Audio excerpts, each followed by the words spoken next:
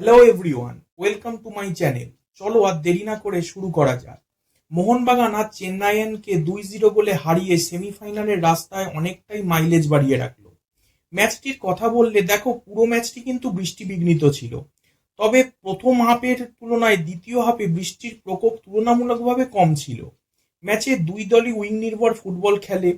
প্রথম হাফে বিশাল অসাধারণ ছিলেন, না হলে ফারুক, জিতেশ্বর, হামতের মধ্যে যে কেউ গোল করে যেতে পারতেন। তবে সুযোগ মোহনবাগানও পেয়েছিল। সাহাল ডিপুইয়াকে ট্রিপ করে বক্সে ঢুকে পড়েছিলেন, তবে সময় বেশি লাগানোয় তা ক্লিয়ার হয়ে যায়। লিস্টন একটি দুর্দান্ত ফ্রিকিক নিয়েছিলেন, তা কিন্তু গোলপোস্টের একটু ওপর দিয়ে উড়ে যায়।